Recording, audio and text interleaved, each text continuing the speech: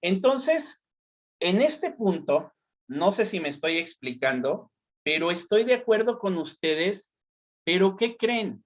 ¿Qué creen? Y ese es un gran problema que tenemos aquí en México. El gran problema de la comprensión lectora es o forma parte de los problemas de la educación en México. Y los problemas de la educación en México van hacia esta falta de comprensión de las materias, de la información que se lee, de este saber estructurar y argumentar, de este saber formar estructuras para casos específicos, de esta falta o ausencia de saber hacer ensayos, saber hacer tesis. Entonces, el gran problema de la comprensión lectora es el gran problema de la educación en México. Y ahí es a donde nosotros como profesores y ustedes como estudiantes y futuros profesionistas tienen que estar reflexionando constantemente de lo que se hace, de lo que se está trabajando, del material que se les entrega y si no se les entrega del material que ustedes tienen que estar buscando. Les preguntaría, no sé si ustedes estén acostumbradas a buscar artículos científicos de su área. No sé si lo estén acostumbradas. Yo por lo menos sí, siempre busco algún artículo que tenga el ISR o algo que me compruebe de que está bien hecho. Ok, ok, las dos están buscando constantemente. Les haría una pregunta. Ahorita están estudiando la licenciatura en Derecho, pero ¿a qué área les gustaría a ustedes acceder si se formaran, por ejemplo, en una especialidad? ¿A qué área o en qué área les gustaría trabajar o formarse como especialistas en derecho?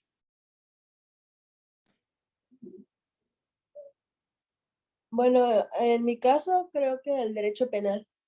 Ok. Derecho internacional o penal. O sea, las dos coinciden.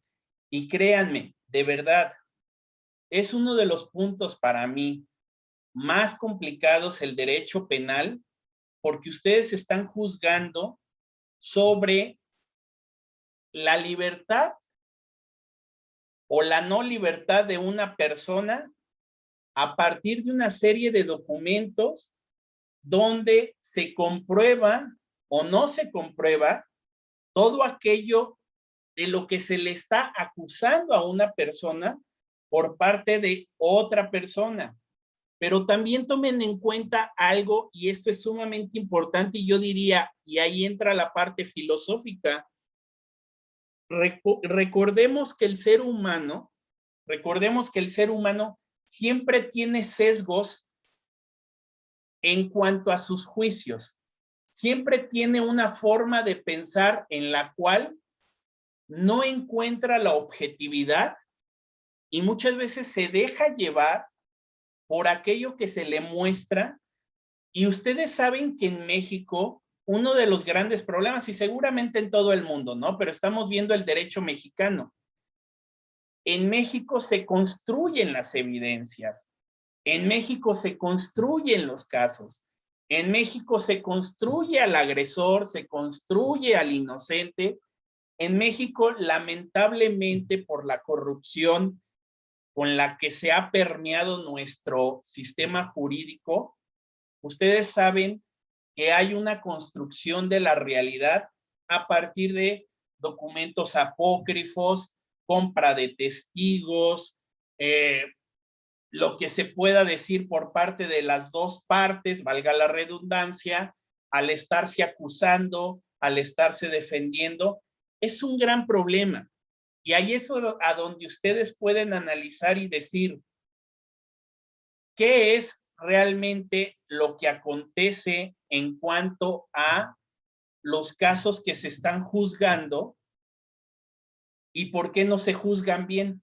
O sea, se pueden generar muchas preguntas que nos ayuden a problematizar la situación del derecho en cuanto a los juicios orales. No sé si me estoy explicando en todo esto. O sea, es decir, hay muchísimos elementos, muchísimos factores por los que se ha demostrado que México es un país demasiado joven para decir que ya tiene un sistema de juicios orales completamente profesional.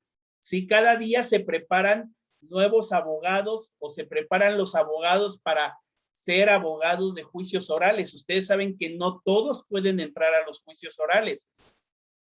Y aquí la cuestión es que en México es un sistema reciente, un sistema que podríamos decir está en pañales y que se tienen que analizar muchísimos elementos para poder trabajar en ello y poder perfeccionar nuestro sistema.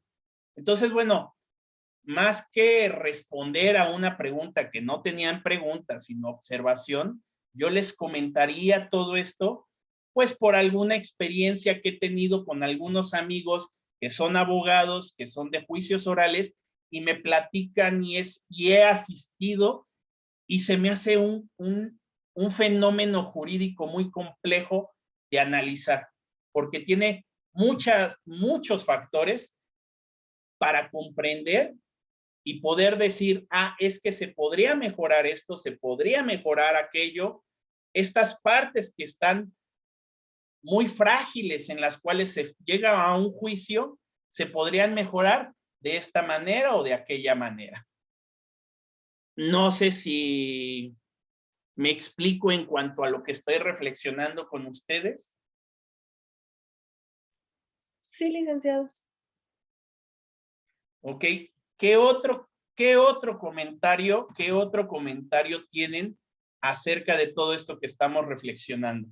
Porque se me hacen cuestiones muy interesantes, pero fíjense que yo en lo personal considero, y tengo un amigo con el que hago mucha investigación histórica y jurídica, les digo, yo no soy abogado, pero hago investigación con él, y lo que yo le menciono a este amigo es que lo que se tiene que trabajar muchísimo son dos aspectos, la docencia y la investigación en el área del derecho. ¿Y por qué digo docencia e investigación en el área del derecho?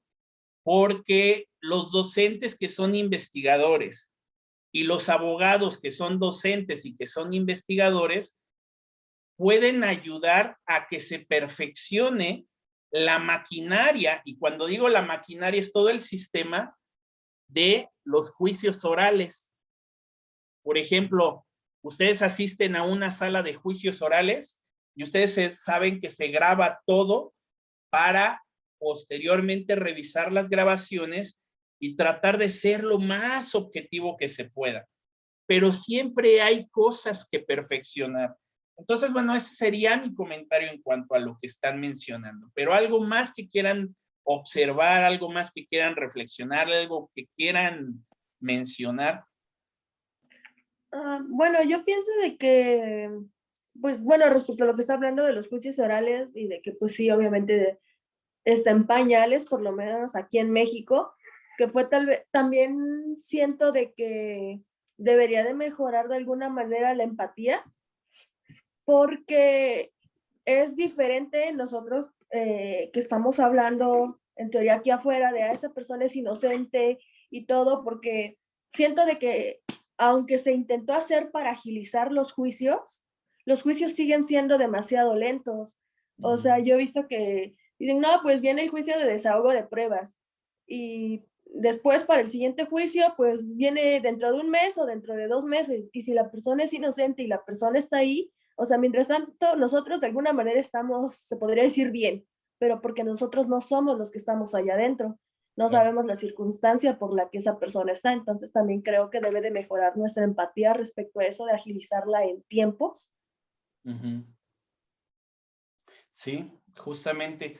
Fíjate que ese punto es algo que también he reflexionado y les digo, yo no soy abogado, pero sí llevo muchos años reflexionando en todo esto porque luego platico con mi esposa y justamente el otro día mencionaba esto con ella, de que les decía, fíjate, hay casos en los cuales no solamente en el juicio oral, cualquier juicio, laboral y familiar, lo que ustedes quieran, cualquier juicio.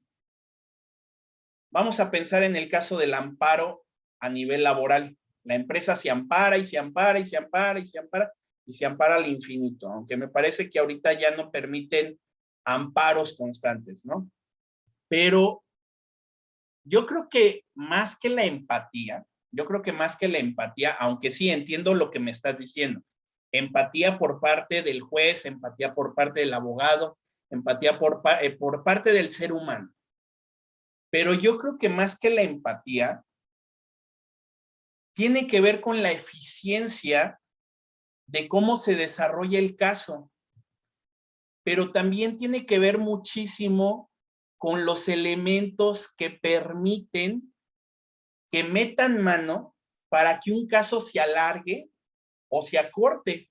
Y ustedes saben, y no podemos ser hasta cierto punto inocentes, en que hay casos que a cierta persona le conviene que se juzguen lentos, y aunque la persona esté encerrada, y también hay casos en los cuales a la persona le conviene que se juzgue rápido y la persona sale pronto. A mí me ha tocado mucho hablar con ciertos abogados penalistas y lo que casi siempre te dicen ellos es, son 100,000 pesos y saco a tu detenido. Son 200,000 pesos, son 40,000 pesos y saco a tu detenido. El gran problema aquí sí es la empatía, pero también es el sistema jurídico que permite que lo jurídico que se va a llevar a cabo el juicio esté permeado por la corrupción de los sistemas, tanto del defensor en el caso de los abogados, como de los que están juzgando. Y ahí hay un gran problema que ya no tiene que ver con la empatía, sino con que tendríamos que sanear, limpiar los sistemas jurídicos, el sistema jurídico mexicano en sí. Sería muy difícil y es muy difícil. ¿Por qué? Porque tendríamos que hacer una cosa impresionante a nivel mental, meternos en todos los pensamientos de los que están rodeando el caso y analizar cada punto y ver justamente qué es lo que se tiene que llevar a cabo para que un caso se agilice, pero que también sea juzgado con verdadera justicia. O sea, el gran problema del derecho es que es una filosofía práctica. Y cuando digo filosofía práctica es las preguntas que se generan frente a una realidad concreta, impresionantemente compleja, donde lo que está en juego es la vida de las personas. ¿Y cómo juzgamos? Sí, la empatía, pero ¿cómo juzgamos dentro de un sistema que le hemos permitido que esté permeado por los intereses de ciertas personas y que esas personas digan, déjalo encerrado tanto tiempo o sácalo ya? Pasó con un gobernante del estado de Morelos que en una fiesta, una narcofiesta, encuentran a su hermano de este gobernante y él todavía no era gobernante. Y los policías agarran al hermano y lo encarcelan porque es parte de la narcofiesta, o sea, es decir, es parte del narco. ¿Y qué hizo el que todavía no era gobernante, pero ya tenía poder porque ya todos lo apoyaban? Dio la orden de que todos los policías que habían arrestado a su hermano y habían participado en la narcofiesta tenían que quedar encerrados con todos los candados que se pudiera llevar a cabo para que no salieran en muchísimos años o si no, nunca volver a salir. Me tocó que ya tenía no sé cuántos años y los hermanos todavía iban a visitarlo gastando en abogados por sacarlo. Y obviamente un candado era destrabado y ya había otro y ya había otro. Y el hermano que estaba en la narcofiesta ya estaba libre. Incluso yo al hermano lo veo en la calle. Y entonces dices, ¿cómo es posible? Entonces ahí les digo nuevamente, sí es empatía por parte de nosotros de comprender qué es lo que está sucediendo, entender al que está encerrado, el juicio se está llevando a cabo, pero también es parte del sistema que ha sido permeado por este tipo de situaciones, porque imagínate, este gobernador estaba siendo puesto por el narco, y entonces al ser puesto por el narco, pues obviamente estaba defendiendo, aparte de a su hermano, a un miembro poderoso del narco.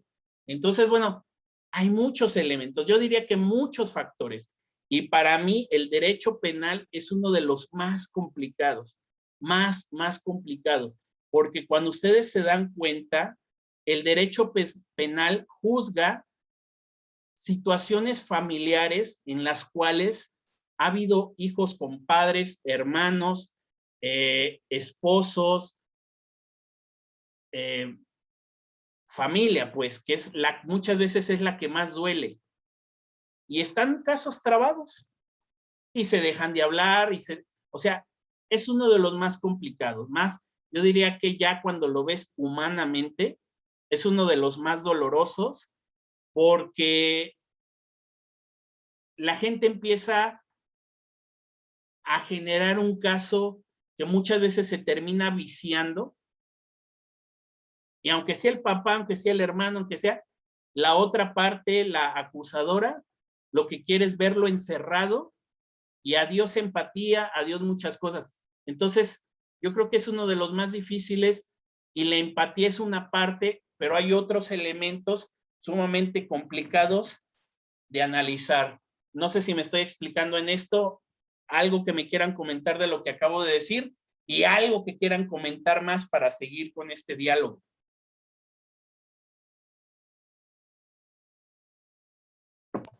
Bueno, también creo de que, bueno, yo creo fielmente de que sí se puede llegar en algunas personas a una reinserción a la sociedad, pero creo que con el tipo de cárceles que hay en México no puede ser tan viable porque siento que también las condiciones en las cuales se tienen a las personas allá adentro son inhumanas, o sea, son celdas de que 2 por 3 metros y meten a 4 o 5 personas a dormir ahí. Claro. Entonces, creo que para una buena reinserción también necesitan como que, si ya vienen de un mundo que se puede decir mal o maleado, como sea, sí, yo creo que si esas personas llegan a conocer lo que es un buen estilo de vida, cuando salgan van a tener una mejor intención de seguir con ese estilo de vida que acaban de conocer, pero por el cual se esforzaron por estar en él, Sí. a regresar a lo mismo. Bueno, a mi parecer. Ok, como en la cárcel de Topo Chico. No ubico esa cárcel, Aislinn, pero con lo que me están mencionando, en el sentido de un ejemplo de una cárcel, y con lo que está mencionando Daily, fíjense que yo creo que esa es la parte más difícil, más complicada, y que yo creo que más quebradero de coco lleva a cabo, ¿no? Esto. ¿Y por qué digo quebradero de coco? Desde el siglo XVII, siglo XVI, XVII, se ha reflexionado, ok, la cárcel que recién clausuraron, la voy a buscar porque no la ubico. O sea, como no estoy inmerso en el estudio de las cárceles, pero la voy a buscar, y ya está por terminar la sesión, pero está muy interesante lo que estamos mencionando. Pero en este caso, el punto aquí es que siglo XVI, siglo XVII, se genera la pregunta de cómo podemos cambiar, cómo podemos modificar el comportamiento humano. Y digo siglo XVII o XVI, o más bien XVI o XVII, porque fue en los siglos en los cuales se hace una separación de espacios, no de poderes, de espacios. Se hace el espacio del hospital, se hace el hospital el espacio del psiquiátrico y se hace el espacio de la cárcel. 3 espacios. ¿Quién les da cuenta de ello en el rescate de los documentos? Foucault, no sé si llegaron o han leído a Michel Foucault. En este caso, él les va a hacer la mención de que cuando se hace la sistematización de estos espacios, el carcelario, el psiquiátrico y el hospitalario, y entre ellos la escuela, o sea, son espacios para analizar la condición humana, el espíritu humano, el pensamiento, el comportamiento humano, y se hacen la pregunta en el espacio carcelario de si realmente puede existir una reinserción a la sociedad por parte del que es criminal. Y viene la pregunta, siglo XIX, a finales del siglo XIX con Sigmund Freud, de si el criminal nace o se hace. Y es una pregunta que ustedes saben que está todo el tiempo, es como la del gay. ¿Se hace o nace gay? Entonces, ¿se hace o nace criminal? Si nace, nunca lo podrás reinsertar a la sociedad, porque si se corrompió porque nació criminal, pues entonces al reinsertarlo va a reincidir en su criminalidad. Si se hace, es factible que tú modifiques ese comportamiento. Y entonces aquí vienen preguntas de corte filosófico. Y no solamente la filosofía se inserta a reflexionar en esta parte. El espacio espiritual, llámale catolicismo, llámale protestantismo, empieza también a jugar un papel importante porque el confesionario y la declaración de culpable o inocente, ambas partes, confesionario y la declaración de culpable o inocente, son la revisión del alma humana en el sentido de es bueno o es malo. Y entonces en ese sentido, lo que vamos a ver es que tiene siglos la pregunta y no podemos llegar así a algo tan sencillo de decir, es que sí podemos, no podemos, porque son búsquedas impresionantes desde el aspecto psicológico, desde el aspecto espiritual, desde el aspecto cognitivo, de decir, es factible que se reinserte en la sociedad. Y hay muchos elementos. Si ustedes pueden ahí no hacer la aseveración, si se puede, no se puede, sino la investigación. ¿Es factible o no? Una investigación objetiva sería que buscaran a una persona que al reinsertarse en la sociedad, después de estar encarcelada, ¿qué te gusta? ¿20 años? ¿40 años? Cumplió con su deber como ciudadano y no reincidió. Pero a su vez, si es una persona que encerraron 20, 40, 50 años, que originalmente era inocente, permaneció en esa inocencia o la cárcel la transformó y la trastornó. ¿En qué sentido la trastornó? En que si no era malo, digo, juzgando sobre lo bueno y lo malo, si no era malo, posiblemente se hizo malo. O sea, hay muchas preguntas. O sea, yo no estoy tratando de ser tajante, ¿no? Es que esto es así, no. Más bien lo que yo trato de hacer con ustedes es llevarlas a un cuestionamiento de justamente lo que pensamos, lo tenemos que analizar desde un punto de vista y otro, y otro, y otro, y otro, y otro, y otro, porque tenemos que entender, y por eso les decía, es algo que compete a lo filosófico, a lo jurídico, incluso a lo teológico, pensar, ¿el ser humano nace o se hace malo o bueno? ¿Es bueno o malo por naturaleza? Y ya a partir de ahí, analizar casos en los cuales se reinserta o no se reinserta y analizar qué es lo que pasa. Ahora, tomen en cuenta algo bien importante. el estigma con el que sale una persona de la cárcel también lo lleva a ser marginado en la sociedad.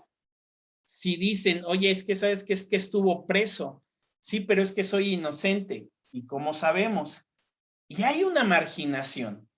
Está estigmatizado la persona, está estigmatizada la persona que permaneció hasta, si tú quieres, un día, 2 días, una semana, un mes en la cárcel. Entonces aquí hay muchos elementos, muchos factores en los cuales tiene, y ahí sí cabe la empatía, tienen que juzgar todo esto para analizar y decir, ¿es factible o no es factible reinsertar a las personas? No sé si me estoy explicando en esto, algo que quieran comentar, porque quedan 3 minutos con 10 segundos, pero como nos faltan 15 todavía de sesión, regresaríamos, me pueden hacer más comentarios hasta cerrar a las 6 de la tarde con la hora de trabajo. ¿Algo que quieran comentarme?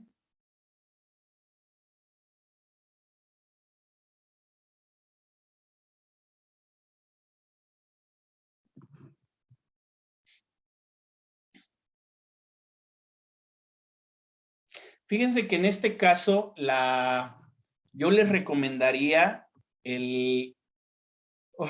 los discursos carcelarios, no es que se llame así el libro, pero los discursos carcelarios de Michel Foucault. Busquen todos los documentos que tengan que ver con el análisis a las cárceles y analicen desde la perspectiva, ya se había salido de ahí. No, sigo acá, solo que voy a cambiar Ok. de dispositivo. Ok. Bueno, ya nada más nos quedan 2 minutos y la cuestión aquí de en estos 2 minutos, ya escuchas, ¿verdad, Ailey? Sí, ya estoy Ok. en la voz, gracias. Ok. Entonces, queda 1 minuto 50, se termina, regresamos para cumplir con nuestros 13 minutos, pero les recomiendo muchísimo los documentos que tienen que ver con lo carcelario en Michel Foucault. Les escribo el nombre.